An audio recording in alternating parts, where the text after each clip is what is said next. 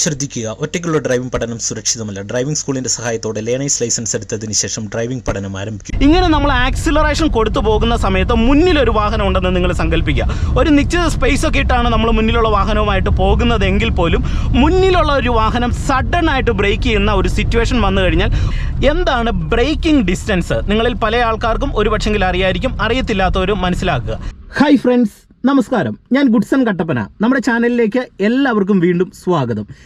ഇന്നത്തെ ഒരു വീഡിയോ വാഹനം ഓടിച്ചു തുടങ്ങുന്ന ബിഗിനേഴ്സിന് വേണ്ടി മാത്രമല്ല, ഓടിച്ച് അത്യാവശ്യം നല്ല രീതിയിൽ വാഹനം ഓടിച്ച് ലൈസൻസ് എടുത്ത ബിഗിനേഴ്സ് ഉണ്ട്. പ്രത്യേകിച്ച് ചെറുപ്പക്കാരായിട്ടുള്ള ആൾക്കാരൊക്കെ ഉണ്ട്. വാഹനം നന്നായിട്ട് ഓടിക്കും, പക്ഷെങ്കിൽ വാഹനം ഓടിക്കാനായിട്ടുള്ള എക്സ്പീരിയൻസ് കുറവുള്ളത് കൊണ്ട് തന്നെ പലപ്പോഴും ഇത്തരത്തിൽ വാഹനം നന്നായിട്ട് ഓടിക്കുന്ന ബിഗിനേഴ്സ് വാഹനം ഓടിക്കുന്നതിനിടയിൽ വലിയ അപകടങ്ങൾ വരുത്തി വെക്കാറുണ്ട്.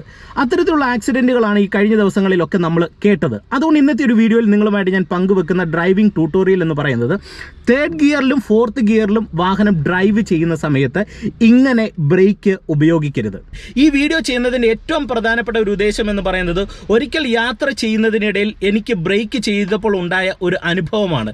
പ്രോപ്പറായിട്ട് ബ്രേക്ക് ചെയ്യാനായിട്ട് ഉദ്ദേശിച്ചു, പക്ഷെങ്കിൽ പ്രോപ്പർ സ്ഥലത്ത് കിട്ടിയില്ല. പക്ഷെങ്കിൽ ബ്രേക്ക് ചെയ്യുന്നതിനിടയിൽ ഞാൻ അറിയാതെ ഒരു ട്രിക്ക് പ്രയോഗിച്ചു. പ്രോപ്പറായിട്ട് എൻ്റെ വാഹനത്തെ എനിക്ക് നിർത്താനായിട്ട് കഴിഞ്ഞു. ഒരു ബസ്സേ പോയി ഇടിക്കാതെ എൻ്റെ വാഹനത്തെ എനിക്ക് നിർത്താനായിട്ട് കഴിഞ്ഞു.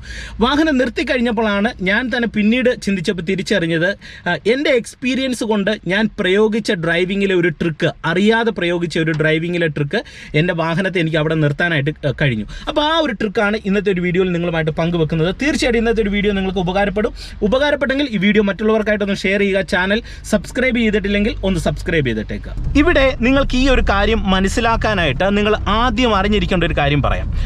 എന്താണ് ബ്രേക്കിംഗ് ഡിസ്റ്റൻസ്? നിങ്ങളിൽ പല ആൾക്കാർക്കും ഒരു പക്ഷെങ്കിൽ അറിയായിരിക്കും, അറിയത്തില്ലാത്തവരും മനസ്സിലാക്കുക. ബ്രേക്കിംഗ് ഡിസ്റ്റൻസ് എന്ന് പറയുന്നത്, നമ്മൾ വാഹനം ഓടിച്ചു പോകുന്നതിനിടയിൽ നമ്മൾ വാഹനം സഡൻ ബ്രേക്ക് ചെയ്ത് നിർത്തുന്ന ഒരു സിറ്റുവേഷനിൽ, അല്ലെങ്കിൽ ബ്രേക്ക് ചെയ്ത് നിർത്തുന്ന ഒരു സിറ്റുവേഷനിൽ നമ്മുടെ വണ്ടി നമ്മൾ എപ്പോൾ ബ്രേക്ക് ചെയ്ത് കഴിഞ്ഞാൽ ആ സ്പേസിൽ കറക്റ്റായിട്ട് ഒരു വാഹനം ഒരു കാരണവശാലും നിൽക്കത്തില്ല.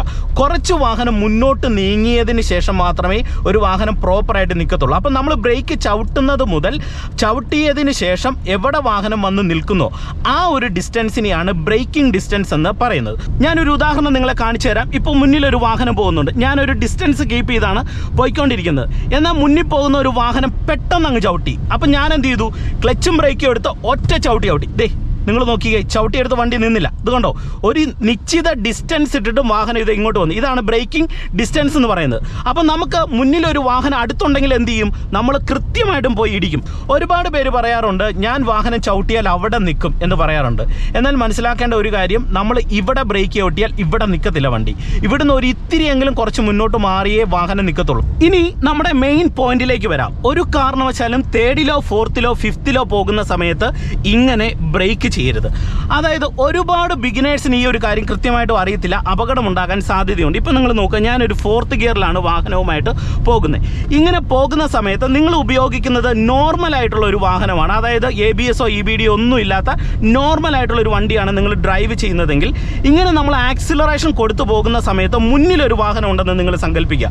ഒരു നിശ്ചിത സ്പേസ് ഒക്കെ ഇട്ടാണ് നമ്മൾ മുന്നിലുള്ള വാഹനവുമായിട്ട് പോകുന്നതെങ്കിൽ പോലും മുന്നിലുള്ള ഒരു വാഹനം സഡൻ ആയിട്ട് ബ്രേക്ക് ചെയ്യുന്ന ഒരു സിറ്റുവേഷൻ വന്നു കഴിഞ്ഞാൽ റോഡിൽ ഇത്തരത്തിൽ വെള്ളത്തിൻ്റെ ഒരു അംശമോ അല്ലെങ്കിൽ ചരല് പോലെയുള്ള സാഹചര്യങ്ങൾ റോഡിലുണ്ടായാൽ, എനിക്ക് ആ ഒരു അനുഭവം ഉണ്ട്, അതുകൊണ്ടാണ് നിങ്ങളുമായിട്ട് പങ്കുവെക്കുന്നത്. വെള്ളമായിക്കോട്ടെ ചരലായിക്കോട്ടെ, മുന്നിൽ ഇതുപോലെ ഒരു വാഹനം പോകുന്നു, നമ്മൾ നല്ല സ്പീഡിൽ വരുന്നു, മുന്നിൽ പോകുന്ന ഈ ഒരു വാഹനം പെട്ടെന്ന് ചവിട്ടി നിർത്തേണ്ട ഒരു സാഹചര്യം വന്നു കഴിഞ്ഞാൽ നമ്മൾ എന്ത് ചെയ്യും? ഒറ്റ ചവിട്ടുന്ന സമയത്ത് നിങ്ങൾ നോക്കിയേ, നമ്മൾ ഉദ്ദേശിക്കുന്നിടത്ത് വാഹനം നിൽക്കത്തില്ല, കുറച്ചും കൂടെ മുന്നോട്ട് അങ്ങ് വരും. ഇപ്പം ഞാൻ ചവിട്ടിയപ്പോൾ എന്ത് ചെയ്തു? വാഹനം കുറച്ചും കൂടെ മുന്നോട്ട് വന്നു. മുന്നോട്ട് വരുമ്പോൾ എന്ത് ചെയ്യും? നിർത്തിയിട്ടിരിക്കുന്ന വാഹനമായതുകൊണ്ട് നമ്മുടെ വാഹനം വന്ന് ഇടിക്കാൻ സാധ്യതയുണ്ട്. അതുകൊണ്ട് നിങ്ങൾ ഇവിടെ ബ്രേക്ക് ചെയ്യുന്ന സമയത്ത് ചെയ്യേണ്ട ഒരു കാര്യം എന്ന് പറയുന്നത്, ബ്രേക്ക് ഒന്ന് ചവിട്ടി കൊടുത്തിട്ട് വീണ്ടും അയക്കുക, വീണ്ടും ഒന്നും കൂടെ ചവിട്ടി കൊടുക്കുക. ഉദാഹരണം കാണിക്കാം. ഇങ്ങനെ പോകുന്ന സമയത്ത് മുന്നിലൊരു വണ്ടിയുണ്ട്, ആ വാഹനം പെട്ടെന്നൊന്ന് നിർത്തിയെന്ന് തോന്നിയാൽ എന്ത് ചെയ്യണം? ക്ലച്ചും ബ്രേക്കും ചവിട്ടി ഒന്ന് നിർത്തുക, വീണ്ടും ബ്രേക്ക് ഒന്നും കൂടെ അയക്കുക, വീണ്ടും ഒന്നും കൂടെ ചവിട്ടുക, വീണ്ടും ഒന്നും കൂടെ എടുത്ത് ചവിട്ടി കഴിഞ്ഞാൽ നമ്മുടെ വാഹനത്തിൻ്റെ ടയറിൻ്റെ കറക്കത്തെ ഒന്ന് പിടിച്ചു നിർത്തി വീണ്ടും അയച്ചു, വീണ്ടും ഒന്ന് പിടിച്ചു നിർത്തി വീണ്ടും അയക്കുകയും ചെയ്യുമ്പോൾ നമുക്ക് തെന്നിപ്പോകാതെ, ഇപ്പോൾ ഉദാഹരണം പറയാം, ഒരു ചരലിൽ തെന്നാതെ അല്ലെങ്കിൽ വെള്ളത്തിൽ തെന്നാതെ നമുക്ക് നോർമലായിട്ട് ഒരു വാഹനത്തെ നിർത്താനായിട്ട് കഴിയും. ഇത് സാധാരണ ബ്രേക്കിംഗ് സംവിധാനമുള്ള ഒരു വാഹനത്തിലാണെങ്കിൽ നമുക്ക് ഇതുപോലെ ചെയ്യാം. ഇത് ഒട്ടുമിക്ക വാഹനം ഓടിക്കുന്ന വർഷങ്ങളായിട്ട് ഓടിക്കുന്ന ഡ്രൈവേഴ്സിന് അറിയാവുന്ന ഒരു കാര്യമാണ്. അതായത് പെട്ടെന്നൊന്ന് ബ്രേക്ക് ചെയ്യുന്ന സമയത്ത് ഒറ്റ ചവിട്ട് ചവിട്ടത്തില്ല, ഒന്ന് അയച്ച് വീണ്ടും ഒന്നും കൂടെ ചവിട്ടും, വീണ്ടും എടുക്കും, ഒന്നും കൂടെ ചവിട്ടും. അപ്പോൾ എന്ത് ചെയ്യും, ചവിട്ടി വാഹനത്തെ അവിടെ അങ്ങ് നിർത്തും. അപ്പം ഒരു പരിധിവരെ മുന്നിലേക്ക് തെന്നിപ്പോയുള്ള അപകടങ്ങൾ നമുക്ക് ABS EBD ബ്രേക്കിംഗ് സംവിധാനമില്ലാത്തൊരു വാഹനത്തെ നമുക്ക് നിർത്താനായിട്ട് സാധിക്കും. ഇനി നിങ്ങൾക്ക് ABS + EBD ബ്രേക്കിംഗ് സംവിധാനമുള്ള ഒരു വാഹനത്തെ ഒറ്റ ചവിട്ടിലൂടെ നിർത്താനായിട്ട് കഴിയുമോ? അതിനുള്ള ഒരു ഉത്തരം എന്ന് പറയുന്നത് നമ്മൾ പോകുന്ന വാഹനത്തിൻ്റെ വേഗതയും റോഡിൻ്റെ അവസ്ഥയും അനുസരിച്ചാണ് അത് തീരുമാനമെടുക്കുന്നത്. ഇപ്പം നമ്മൾ പോകുന്നത് ഒരു ചെറിയ സ്പീഡിലൊക്കെ ആണെന്നുണ്ടെങ്കിൽ ABS EBD ബ്രേക്കിംഗ് സംവിധാനമുള്ള വാഹനമാണെങ്കിൽ ഒരു പരിധിവരെ നമുക്ക് വാഹനത്തെ ഉദ്ദേശിക്കുന്ന സ്ഥലത്തൊക്കെ ഒരു പരിധിവരെ നിർത്താനായിട്ട് കഴിയും. പക്ഷെങ്കിൽ വാഹനത്തിന് സ്പീഡ് കൂടുതലാണെന്നുണ്ടെങ്കിൽ ഞാൻ ഇവിടെ ബ്രേക്ക് എടുത്തെടുത്ത് ചെയ്ത പ്രവൃത്തി തന്നെയാണ് ABS അല്ലെങ്കിൽ EBD ബ്രേക്കിംഗ് സംവിധാനം ചെയ്യുന്നത്. നമ്മൾ ബ്രേക്ക് ഔട്ടുന്ന സമയത്ത് ടയറിൻ്റെ കറക്കത്തെ ഒന്ന് പിടിച്ച് നിർത്തും വിടും, പിടിച്ച് നിർത്തും വിടും, പിടിച്ചു നിർത്തും വിടും. ഇതാണ് ABS സംവിധാനം ചെയ്യുന്നത്. നമ്മളത് നോർമലായിട്ടുള്ള വാഹനങ്ങളിൽ എന്ത് ചെയ്യും, നമ്മൾ ഫുഡ് പെഡലിൽ എടുത്തെടുത്ത് ചവിട്ടുക എന്നുള്ളത് മാത്രമാണ് ചെയ്യുന്നത്. അപ്പോൾ സ്പീഡിൽ പോകുന്ന സമയത്തും നമുക്ക് ഒരു പരിധി വരെ വാഹനത്തെ പിടിച്ചു നിർത്താനായിട്ട് ABS അല്ലെങ്കിൽ EBD ബ്രേക്കിംഗ് സംവിധാനമുള്ള വാഹനങ്ങൾക്ക് സാധിക്കും. പക്ഷെങ്കിൽ അവിടെ നമ്മൾ ശ്രദ്ധിക്കേണ്ട ചില കാര്യങ്ങളുണ്ട്. നമ്മളുടെ വാഹനത്തിൻ്റെ ടയറിൻ്റെ കണ്ടീഷൻ പ്രോപ്പർ ആയിരിക്കണം. ടയറിൻ്റെ കണ്ടീഷൻ മോശമാണെന്നുണ്ടെങ്കിൽ എത്ര ABS EBD ഉണ്ടെന്ന് പറഞ്ഞിട്ട് ഒരു കാര്യമില്ല, മുന്നിൽ പോകുന്ന വാഹനത്തെ കൃത്യമായിട്ട് ഇടിക്കാനായിട്ടുള്ള ഒരു സാധ്യത ഡ്രൈവിങ്ങിൽ ഉണ്ട്. അതുകൊണ്ട് ഒരു കാരണവശാലും ഇങ്ങനെ 4th-ലും 3rd ഗിയറിലും നിങ്ങൾ ബ്രേക്ക് ചെയ്യരുത്. ഒപ്പം തന്നെ ഇതുമായിട്ട് ബന്ധപ്പെട്ട് മനസ്സിലാക്കേണ്ട ഒരു കാര്യം ഞാൻ പറയാം.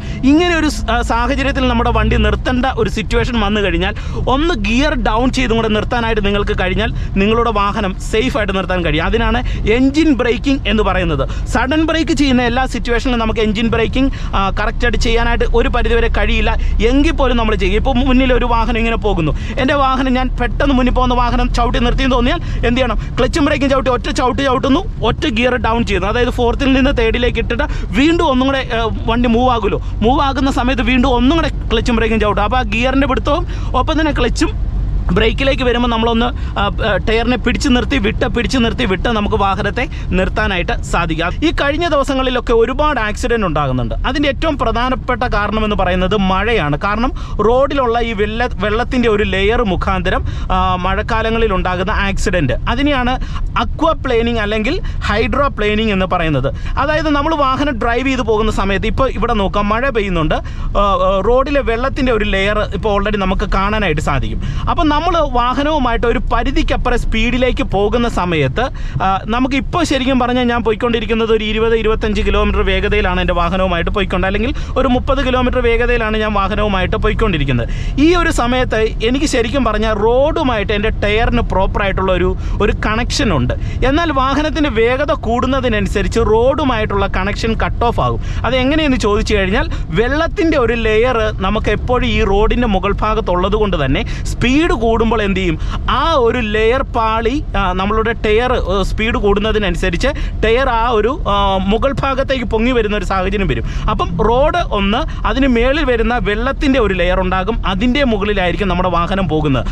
അങ്ങനെ പോകുന്ന സാഹചര്യങ്ങളിലാണ് നമ്മൾ വാഹനം ബ്രേക്ക് ചവിട്ടുന്ന സമയത്ത് പ്രോപ്പറായിട്ട് ബ്രേക്ക് കിട്ടാതെ വാഹനം വട്ടം മറിയുന്നതും ഈ മഴക്കാലങ്ങളിൽ ഉണ്ടാകുന്ന ഒട്ടുമിക്ക ആക്സിഡൻറ്റും ഇത്തരത്തിലാണ് സംഭവിക്കുന്നത്. അപ്പോൾ ഇത്തരത്തിലുള്ള ആക്സിഡൻറ്റുകൾ നമുക്ക് ഒഴിവാക്കാനായിട്ട് ഡ്രൈവിങ്ങിൽ ചെയ്യാൻ പറ്റുന്ന ഒരു കാര്യമെന്ന് പറയുന്നത് നല്ല ടയറുകൾ നമ്മൾ പ്രോപ്പറായിട്ട് യൂസ് ചെയ്യുക എന്നുള്ളതാണ്. മനസ്സിലായോ? കാരണം ടയറിന് ഒരു ത്രെഡ് ഇൻഡിക്കേഷൻ ഉണ്ട്.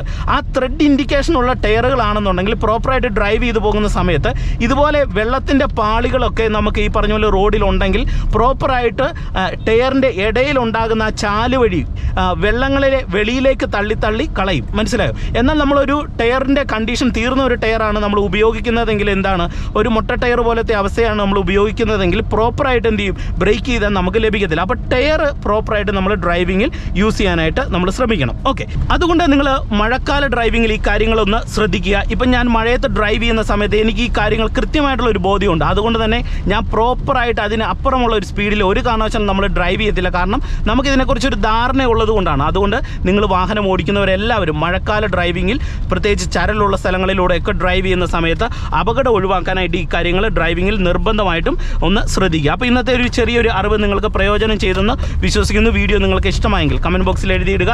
ചാനൽ സബ്സ്ക്രൈബ് ചെയ്യാത്തുണ്ടെങ്കിൽ ഒന്ന് സബ്സ്ക്രൈബ് ചെയ്തിട്ടേക്ക്. വീണ്ടും നമുക്ക് മറ്റൊരു അറിവുമായിട്ട് വീണ്ടും അടുത്തൊരു വീഡിയോയിൽ കാണാം. Okay, by.